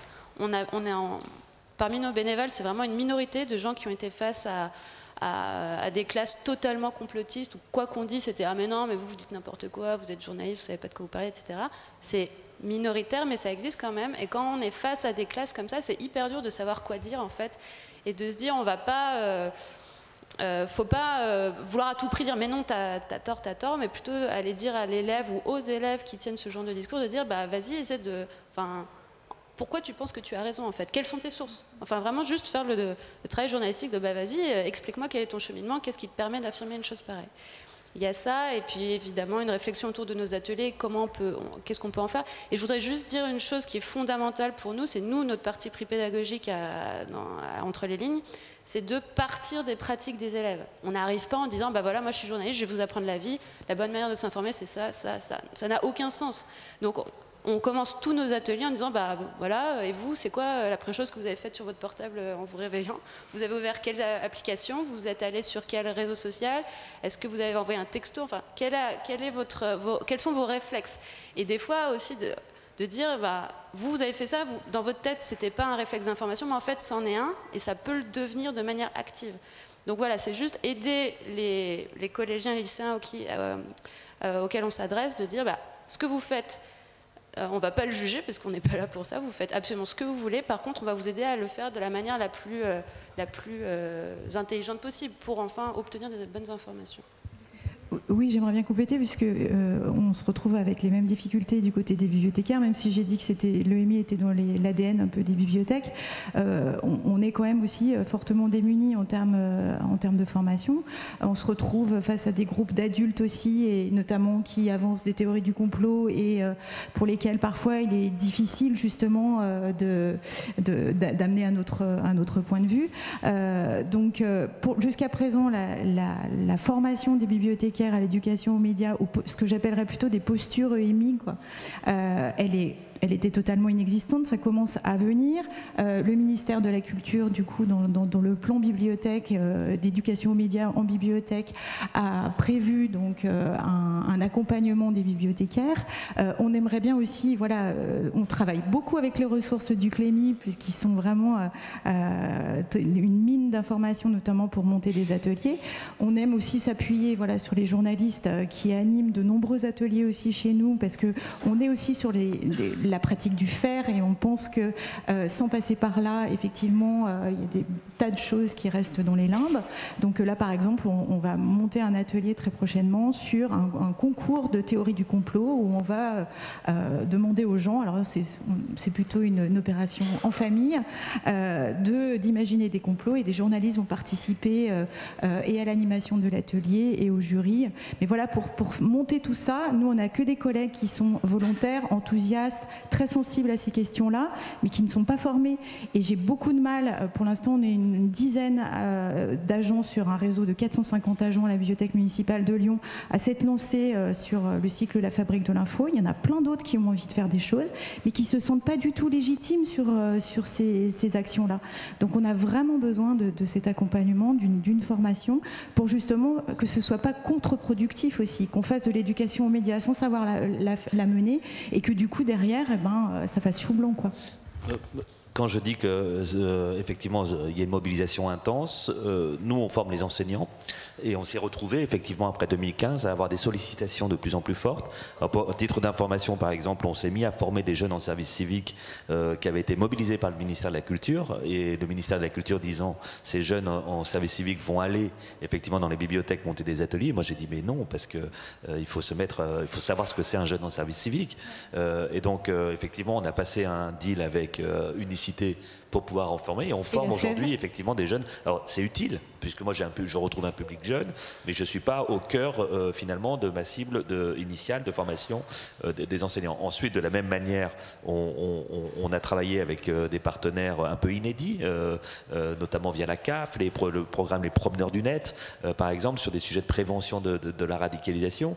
On voit que l'expertise développée dans le tissu de l'éducation, par les enseignants, sert aujourd'hui effectivement à d'autres acteurs qui sont voilà, au contact de public, parce qu'on a des outils, parce que ces outils sont structurés, et effectivement qu'il y a des méthodes pédagogiques. Des outils d'éducation populaire. Exactement. Donc c'est vrai que maintenant il y a un besoin, et je dirais que quand je vois des acteurs associatifs se mobiliser aujourd'hui, souvent je leur dis mais vous êtes en train aussi d'inventer des métiers de demain. C'est-à-dire qu'il faut avoir conscience que ces enjeux très très nouveaux, parce qu'il y a un acteur dont on n'a pas parlé là, on va terminer, mais dont on n'a pas parlé, ce sont les géants du web, ce sont les GAFAM, pas que les GAFAM, d'autres acteurs du numérique qui jouent un rôle absolument énorme dans cet écosystème. Et voilà, il faut aussi qu'on pense à la façon dont les choses peuvent se faire, sachant que ces acteurs-là, pour les impliquer, de quelle manière? Le monde des médias a déjà beaucoup fait avec ces acteurs-là, mais ces acteurs-là ont une intention aussi très précise vis-à-vis du monde de l'éducation, et je dirais du marché de l'éducation. Et donc à partir de là, il faut qu'on soit très au clair. Et aujourd'hui, ils sont partenaires de ces actions d'éducation aux médias? Ils financent aujourd'hui des associations, oui, tout à fait. Ils peuvent financer un certain nombre de... Mais why not? Co-partenaires, ils sont pas... concrètement, ce qui se dessine, je dirais, c'est effectivement que ces acteurs entendent jouer pleinement leur rôle sur le milieu de l'éducation.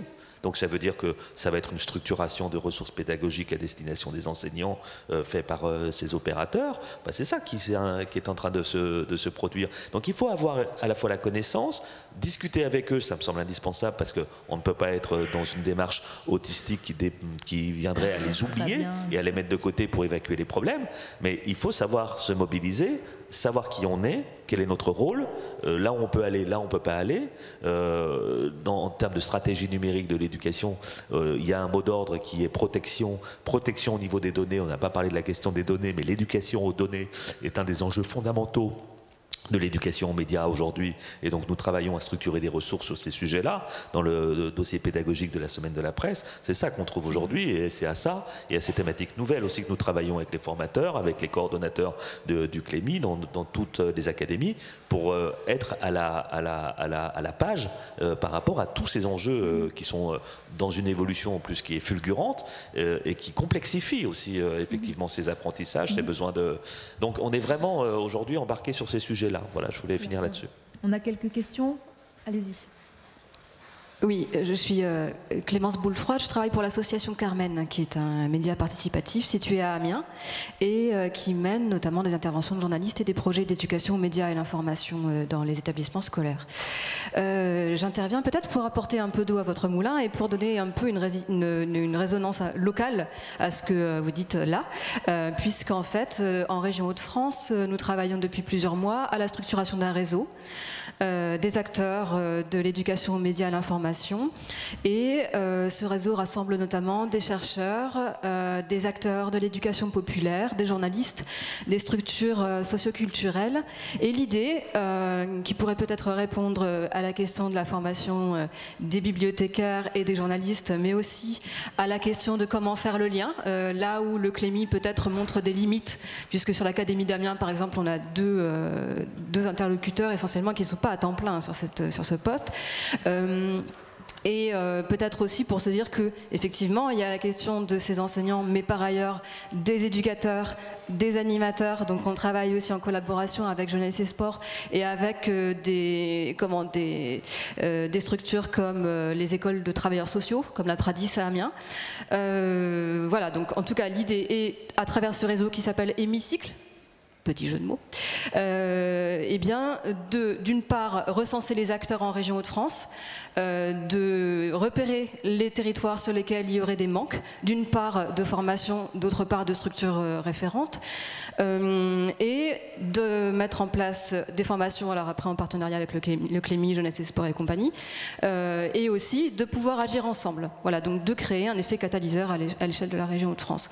C'est une initiative, ça commence, ça se structure, mais en tout cas, ça a l'avantage d'exister. Bien. Alors, derrière... Là, il y a une question après, on passe le micro. Alors, à qui le tour? Allez-y. Ah, d'accord. Olivier Magnien, en fait, la Ligue de l'enseignement. Je suis implanté dans l'Oise, à Beauvais. Et puis je travaille aussi sur un parcours national avec la Ligue sur l'éducation aux médias. Non, je relisais l'enjeu et puis je vous écoutais. Lémi parlait des MI, quelle préparation, quels enjeux. Et en vous écoutant, en fait, je repensais à un livre qui m'a vachement marqué, qui est le livre de Gérald Bronner, La démocratie des crédules, qui est paru, je crois, en 2013. Et en fait, c'est vrai que dans son bouquin, bon, il fait le lien entre la délégation de confiance, la démocratie, et il parle de quelque chose dont vous n'avez pas parlé, en fait. Parce que moi, c'est vrai que dans toutes les actions que je mène d'éducation aux médias, et je travaille beaucoup sur le conspirationnisme, je fais beaucoup de formations et autres, on parle effectivement vérification des faits, des sources, la tentative enfin, l'échec du contre-argumentatif aussi parfois, et les limites du contre-argumentatif. Mais en vous écoutant, je me disais qu'il manque encore une dimension qu'il faut rajouter, c'est de quelle manière est-ce qu'on intègre dans les enjeux de l'éducation aux médias la nécessité de vulgariser une pensée qui serait contre-intuitive. Je vais faire plus simple. Dans le livre La démocratie des crédules, vous avez Gérald Bronner qui fait un petit peu une liste et qui vulgarise ce qu'il appelle les biais cognitifs. En gros, la commodité mentale qui peut nous induire en erreur dans un monde qui est saturé d'informations et dans un monde dans lequel le temps de réflexion déjà qu'on va accorder pour valider ou non une information va être plus court, un monde dans lequel effectivement il y a un clivage, le nous et le eux, donc il y a des histoires de croyances. Et de quelle manière est-ce que ces aspects-là, on devrait certainement les intégrer aux enjeux dont vous parlez autour de cette table ronde? Parce que pour moi, ça fait partie des enjeux de l'EMI, en fait. Voilà, il y a une... voilà. Il n'y a aucune contradiction, effectivement, avec tout ce qu'on vient d'expliquer dans les pratiques qui sont menées. Aucune. C'est-à-dire que, comme Delphine l'a souligné tout à l'heure, on n'est pas là effectivement pour apprendre les bonnes lectures, à quelle source puiser l'information. On est là pour effectivement apprendre les bons réflexes. Et ce que vous dites était indispensable. D'abord, citer Bronner, c'est très bien, parce que la démocratie des crédules, c'est un incontournable pour qui s'intéresse à ces sujets, pour comprendre la force d'imprégnation et de pénétration d'une fausse information par rapport à une vraie information. Et donc, là-dessus, on est totalement en accord. Après, c'est effectivement toujours à adapter en fonction des publics, en fonction du degré, de l'âge des élèves. Et puis, c'est là qu'on a besoin effectivement de la force de la pédagogie, effectivement, pour pouvoir aborder ces sujets complexes. Tout à l'heure, j'avais évoqué le rôle des GAFAM. On peut expliquer de façon complexe, effectivement, de façon du neuromarketing dans la conception de ces objets qui ont une vocation, c'est-à-dire à capter l'attention et à vous faire passer le plus de temps possible effectivement sur les réseaux sociaux et autres. C'est pour ça que je parle de fulgurance et de complexification aujourd'hui des enjeux, mais c'est totalement, je crois, ce que nous faisons et les enjeux de formation sont difficiles parce qu'ils impliquent de faire intervenir des gens qualifiés. Je ne devrais pas le dire, mais une fois je suis arrivé dans un grand événement, on va dire, en région, où on avait une trentaine de gamins pour faire de la web radio sur un salon professionnel de l'éducation, et les encadrants et les enseignants sont arrivés vers les gamins en disant la première chose, il y a quelque chose à pas rater s'il vous plaît, c'est effectivement d'aller interviewer telle personne parce que c'est telle entreprise et c'est le financeur du salon. Donc vous voyez, c'est-à-dire qu'entre la complexité aujourd'hui des enjeux et puis les fondamentaux, effectivement, alors j'ai repris, je dis non, parce que là, en fait, on ne va pas apprendre à devenir des journalistes corrompus, on va peut-être faire un petit aparté, on va expliquer ce qu'est une communication commerciale, d'une information différenciée, ce sont les enjeux. Mais voilà, là-dessus, ce que vous dites entre pleinement, évidemment, dans la réflexion des pratiques. Donc on a une question, et puis ensuite, madame, je vais vous apporter un micro. Ouais, du coup, c'est pas une question, mais Grégoire Robillard, coordinateur EMI des volontaires AFEV, donc sur Dunkerque, on lance on avait parlé un petit peu à Lyon, on le fait aussi avec la FEV pour coordonner une équipe de volontaires sur l'éducation aux médias dans les bibliothèques. Et du coup, depuis ce matin, on parle pas mal des corps intermédiaires, etc. Et du coup, je pense que sur cette question des journalistes qui sont mal accueillis, des choses comme ça, il ne faut pas oublier du coup les acteurs de l'éducation populaire que nous sommes. Du coup, là, sur la formation, ou en tout cas sur l'interface qu'on peut faire entre journalistes, enseignants, etc., bibliothécaires, nous, c'est notre domaine d'intervention que d'aller auprès des publics et puis du coup de faire cette interface-là, je pense. Donc c'est un projet qui se lance, les volontaires en bibliothèque, je pense que ça a aussi un avenir assez intéressant. Moi, je commence à tâtonner sur Dunkerque, sur ce qu'on peut faire dans les bibliothèques, mais n'oubliez pas les associations et les corps intermédiaires qu'elles représentent, notamment les associations d'éducation populaire, qui sont en lien sur les quartiers, etc., et qui peuvent vous aider du coup à aborder ces jeunes-là et du coup faire cette interface, quoi. On est d'autant plus d'accord qu'on travaille avec les Francas en Rhône-Alpes pour développer des formations à destination des éducateurs sur les théories conspirationnistes. Donc vous avez évidemment raison. Tout à fait. Oui, effectivement, c'est un dispositif qui est très intéressant, qu'on accueille avec grand plaisir et enthousiasme, à condition que ce soit bien accompagné. Le problème de cette première expérimentation de cette année, c'est que le calendrier était extrêmement précipité, que là, en un mois, on nous dit « vous allez accueillir des services civiques dans les bibliothèques », alors que notre agenda d'action culturelle, il est déjà calé jusqu'à fin juin, que nos relations avec les partenaires, elles sont déjà posées, et qu'on n'a pas de créneau pour justement inventer aussi de nouvelles pratiques, de nouvelles rencontres avec les usagers, former les bibliothécaires en même temps que les volontaires, parce que c'est bien beau de mettre des volontaires, mais s'ils se retrouvent en face avec face à des professionnels qui n'ont pas de quoi les accompagner, ça peut, ce que je disais tout à l'heure, ça peut être un échec retentissant.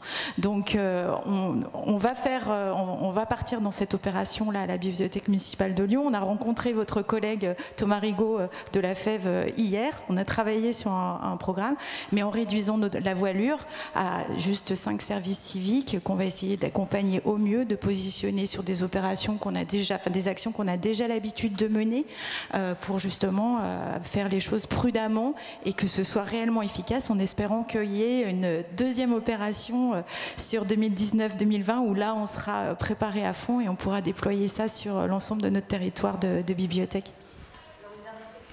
Oui, bonjour, Amandine Carvella, je suis maître de conférence à l'Université de Lille en sciences de l'information et de la communication. Je suis aussi impliquée dans le réseau Hémicycle dont parlait Clémence. En fait, c'est une remarque et une question, puisque depuis ce matin, on parle des enjeux de l'EMI dans le sens qu'est-ce que ça peut apporter à des jeunes et surtout, alors j'avoue, moi ça me pose beaucoup de questions à certains jeunes issus de catégories populaires voilà, et de certaines zones territoriales. Je pense que c'est quelque chose qu'on devrait peut-être plus questionner. Mais moi, la question que je me pose, c'est qu'est-ce que ça vous apporte à vous? Et c'est aussi une de nos questions de recherche. C'est-à-dire à vous, en tant que journaliste, dans vos trajectoires, dans vos manières de voir le monde. Et je pense que là, on a quand même un enjeu qui me semble, moi, particulièrement central. C'est-à-dire que, est-ce qu'à travers ce qu'on met en place sur l'EMI, on ne pourrait pas un peu changer de focale et pas uniquement se dire qu'on apporte des choses qui manqueraient à certaines personnes, à certaines populations, mais inversement, qu'on apporte énormément, et nous, c'est des conclusions de certaines recherches menées en local, qui se passe des choses sur les trajectoires des journalistes qui s'impliquent dans ce genre de dispositif, encore une fois sur une manière de voir un monde qu'ils ne connaissent pas, et je me demande si on ne pourrait pas être dans une vision peut-être un peu moins justement descendante, malgré les envies que ça ne le soit pas, mais qui moi me semble quand même assez descendante, et du coup un peu plus égalitaire, au regard d'une conception de l'EMI, pas seulement centrée sur qu'est-ce qu'on apporte à certains publics qui en auraient peut-être plus besoin que d'autres. Je l'ai évoqué tout à l'heure, mais je n'ai peut-être pas assez souligné, mais je suis à 100% d'accord déjà. Et enfin, ça remet totalement en cause notre manière d'aborder notre travail. Enfin, je parle pour moi et je pense parler pour pas mal de bénévoles.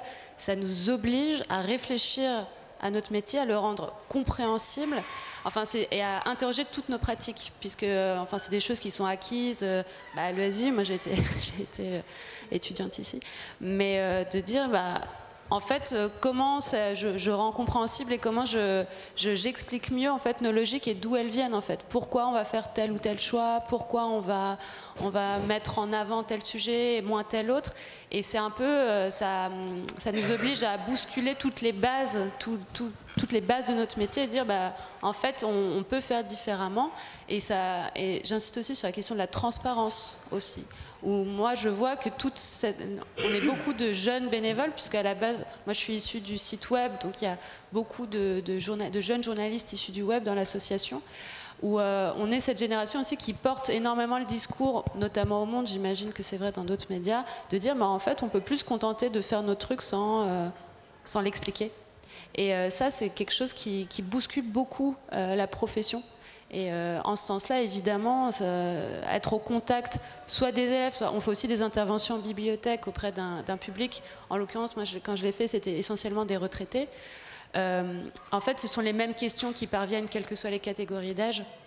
Et elles vont toutes dans ce sens-là, dans ce sens de « mais en fait, il faut que vous expliquiez ce que vous faites et pourquoi vous faites vos choix. Vous ne pouvez pas vous contenter de nous donner des infos sans les justifier, en fait. » Est-ce que ça peut aller un peu plus loin, c'est-à-dire remettre en cause les choix que vous faites, c'est-à-dire que je pense. C'est précisément ce que je dis, oui. Voilà, mais parce que c'est vrai qu'ici on voit les questions par exemple la question de la représentation médiatique des quartiers populaires. Voilà, on sent que c'est vraiment des questions qui sont très très vives, avec de temps en temps des représentations qui vont dans le sens d'un allant de soi. Je pense, pris dans des routines professionnelles qui sont assez bien documentées. Mais du coup, est-ce que là on n'a pas une chance? On parle des critiques qui sont faites à la profession, mais est-ce que là, on n'a pas une chance vraiment très forte de réinvention au contact d'un public critique, quoi? Oui, et de voir aussi quels sont les sujets qui, eux, les intéressent profondément. On va venir avec certaines idées, et en fait, on se rend compte que les sujets qui les intéressent le plus, c'est l'environnement. Enfin, par exemple, c'est un exemple parmi tant d'autres, mais de dire aujourd'hui, c'est ce qui est au cœur des réflexions des collégiens, en tout cas, que moi j'ai pu rencontrer. Je n'ai pas la prétention de dire que c'est excessif, mais de dire en fait, on peut être plus juste en allant interroger vraiment ces thématiques-là sans penser que c'est quelque chose de plus... enfin bref, il faut faire vraiment le focus là-dessus. Vous parlez des catégories populaires, oui, d'aller plus mettre, de moins stigmatiser certains quartiers, etc. Puisque effectivement, une de nos priorités aussi d'éducation média, c'est d'aller chercher un peu plus les REP, les établissements qu'on estime plus loin en fait de certaines réalités, enfin de l'éducation média en tout cas, parce qu'il n'y a pas forcément le relais qui se fait au niveau familial, etc. Mais en fait, je dis ça, mais moi je fais partie de ceux qui disent qu'il faut absolument viser tous les établissements et pas les cibler, parce qu'en fait le besoin d'éducation média il est hyper nécessaire, quelle que soit la catégorie sociale. Mais oui, je partage votre avis que enfin, ça bouscule nos idées et c'est ça en fait. Et nous, notre démarche, on essaie d'être le moins descendant possible, mais on a peut-être pu donner cette impression, si c'est le cas, désolé. Non, on travaille avec une association aussi, ça me fait penser à ça, c'est de la chance au concours, qui va participer à la semaine de la presse et des médias dans l'école. C'est intéressant parce que si vous connaissez le dispositif La Chance, voilà, je voulais le mentionner. Voilà. Je Je voulais juste aussi ajouter un petit point concernant les bibliothécaires, puisque je suis la seule représentante des bibliothèques aujourd'hui, c'est que ça a changé aussi nos pratiques, ces questionnements sur l'accès à l'information, notamment sur nos politiques documentaires, être dans un vrai pluralisme, ce que beaucoup de bibliothécaires, je ne devrais pas le dire, mais quand même, se refusaient à faire, c'est-à-dire par exemple de proposer Valeurs Actuelles et Causeur dans leur collection de magazines. Il y a beaucoup de bibliothèques qui justifiaient voilà, on a un budget limité, donc on va se contenter plutôt de la presse de gauche qui correspond plus à nos valeurs que la presse de droite. Et on a de réels débats d'équipe pour, voilà, là encore dernièrement, c'était au sujet de l'incorrect, sur des tas de titres de presse, est-ce qu'on les propose ou pas, pourquoi? Et du coup, ça nous oblige aussi à justifier nos choix auprès des usagers. Et du coup, vous devez justifier de quelle information vous proposez. Nous aussi, on propose une vision du monde à travers nos collections et ça nous permet aussi d'avoir un plus grand recul par rapport à nos pratiques professionnelles et puis dans le contact avec le public être aussi moins dans le descendant et dans le participatif en partant justement vraiment des pratiques des usagers sur l'accès à l'information et non pas être dans la prescription, ce qu'on pouvait aussi avoir tendance à faire auparavant.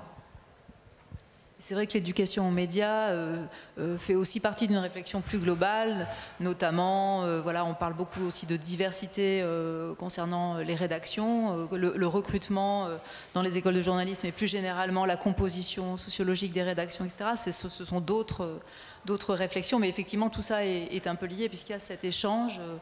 Ça permet aussi, voilà, il y a pas mal de journalistes qui retournent sur le terrain et qui peut-être des rédactions qui se sont un peu isolées peut-être à une certaine époque. C'est aussi évidemment un échange, un aller-retour bien sûr.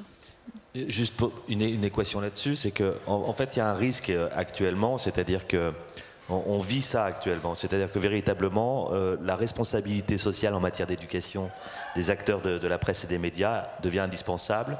Janvier 2015, ça a aussi été cette prise de conscience des professionnels de la presse de leur rôle vis-à-vis de l'éducation. Quand ce sont des groupes de l'audiovisuel public, compte tenu de la redevance, du fonctionnement, il y a une exigence de la population que cette préoccupation soit mieux prise en compte tenu de toutes les angoisses suscitées par le contexte d'infobésité et autres. Le hic, c'est que les difficultés économiques majeures que traversent la plupart aujourd'hui des acteurs, on va dire traditionnels du secteur, font qu'il y a un risque de désengagement sur ce sujet-là. C'est-à-dire que ce qui apparaît comme une des solutions indispensables, et ça c'est ma conviction profonde, effectivement, dans l'effort de transparence, de transmission, de citoyenneté que sont aussi ces acteurs de la presse et des médias, et bien finalement, un peu contraints par les questions financières, finalement se désengagent. On a eu un certain nombre de témoignages, nous, récemment, cette année précisément, de dire, ben voilà, effectivement, dans les choix stratégiques, on n'a pas les moyens, effectivement, d'engager. C'est pour ça que des démarches sociales, associatives, innovantes, qui pensent à un modèle, comme je l'ai dit tout à l'heure, sont indispensables. Ne seront plus pérennes. Ok, eh ben merci à vous pour vos interventions.